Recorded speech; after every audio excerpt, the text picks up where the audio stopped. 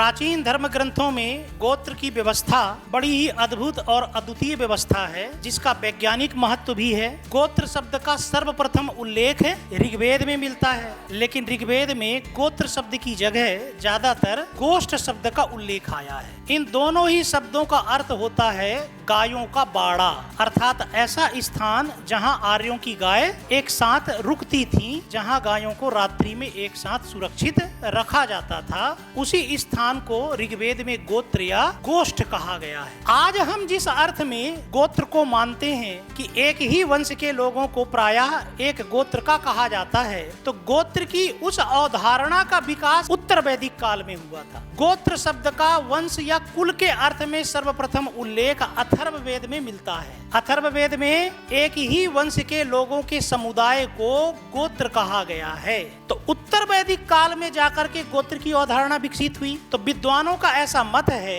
कि ऋग्वैदिक काल में आर्य जब भारत में आए तो वो विभिन्न कबीलों में बटे हुए थे, और आर्यों के हर कबीले की गाय एक अलग बाड़े में बैठती थी या सुरक्षित रखी जाती थी। उत्तर वैदिक काल तक आते आते जिन आर्यों की गाय एक ही बाड़े में रहती थी, वो सभी आर्य एक ही गोत्र के कहलाए, और उन आर्यों के कबीलों के गोत्र का नाम उनके आदि पूर्वज के नाम पर रख दिया गया। आदि पूर्वज ऋषि होते थे, इसलिए हर एक आर्य कबीले का गोत्र उनके आदि ऋषि के नाम पर रख दिया गया। पहली बार महाभारत में 4 गोत्रों का उल्लेख है। उनमें पहला गोत्र है अंगीरा, उसके अलावा कश्यप गोत्र, भृगु गोत्र और वशिष्ठ गोत्र। और सूत्र काल में अर्थात 600 ईसा पूर्व से लेकर के 300 ईसा पूर्व के दौरान बहुत सारे धर्म सूत्र लिखे गए विभिन्न ऋषियों के द्वारा, जैसे गौतम ऋषि के द्वारा, वशिष्ठ ऋषि के द्वारा, बौधायन ऋषि के द्वारा। इनमें से बौधायन ऋषि के द्वारा लिखे गए धर्म सूत्रों और स्रोत सूत्रों में पहली बार गोत्रों की संख्या 8 मिलती है, जिनमें से 7 गोत्र हैं सप्त ऋषियों के गोत्र, जो कि 7 ऋषि थे उनके नाम पर, और एक गोत्र है ऋषि अगस्त के नाम पर। ऋषि अगस्त के विषय में माना जाता है कि उन्होंने ही दक्षिण भारत में जाकर के वैदिक धर्म एवं संस्कृति का प्रसार किया था। तो बौधायन धर्म सूत्र में 7 + 1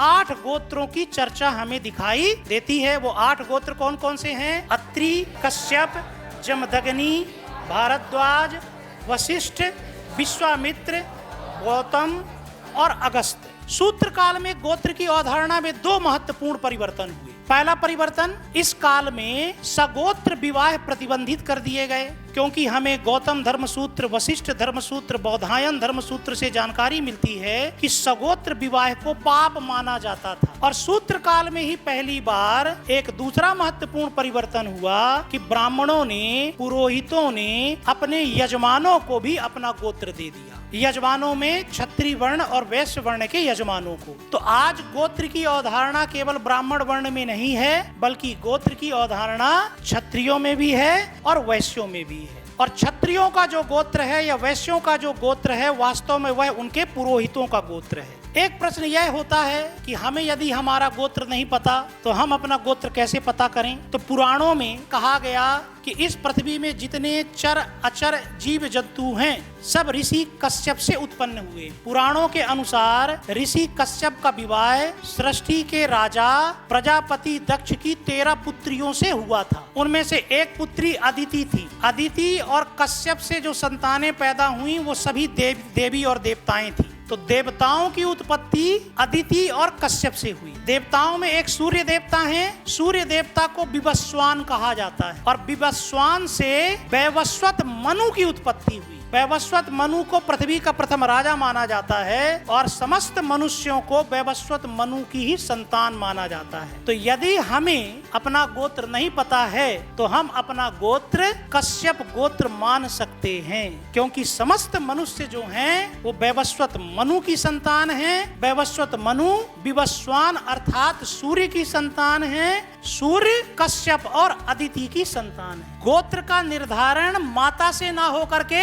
पिता के गोत्र से होता है और उसका साइंटिफिक इंपॉर्टेंस भी है। साइंटिफिक इंपॉर्टेंस ये है कि कोई भी संतान जब पैदा होती है तो वो संतान पुत्र होगी कि पुत्री, इसका निर्धारण माता के क्रोमोसोम से ना होकर के पिता के क्रोमोसोम से होता है। हम सबके शरीर में 23 जोड़े क्रोमोसोम पाए जाते हैं, जिनमें से 22 जोड़े क्रोमोसोम XX होते हैं। माँ का क्रोमोसोम केवल और केवल X होता है और पिता का क्रोमोसोम X भी हो सकता है, Y भी हो सकता है। तो 22 जोड़े क्रोमोसोम ऐसे होते हैं जो XX के जोड़े में होते हैं। 23वां जोड़ा जो क्रोमोसोम होता है वही निर्धारित करता है कि पैदा होने वाली संतान पुत्र होगा कि पुत्री होगी। 23वें जोड़े में माँ का क्रोमोसोम X ही होगा, लेकिन पिता का क्रोमोसोम X भी हो सकता है और Y भी हो सकता है। यदि पिता का क्रोमोसोम X हुआ तो पुत्री का जन्म होगा और यदि पिता का क्रोमोसोम 23वें जोड़े में Y हुआ तो पुत्र का जन्म होगा। तो संतान पुत्र होगा कि पुत्री होगी, इसका निर्धारण माता के क्रोमोसोम से ना होकर के पिता के क्रोमोसोम से होता है। इसलिए गोत्र का निर्धारण आज भी माता के गोत्र से नहीं पिता के गोत्र से होता है और संतान को अपनी माँ का गोत्र नहीं बल्कि अपने पिता का गोत्र मिलता है। विवाह के उपरांत कन्या को अपने पति का गोत्र मिल जाता है, क्योंकि विवाह के दौरान कन्यादान होता है। माना जाता है कि वो कन्यादान नहीं, वो गोत्र दान है और कन्या अपने गोत्र को छोड़ करके अपने पति के गोत्र को धारण कर लेती है।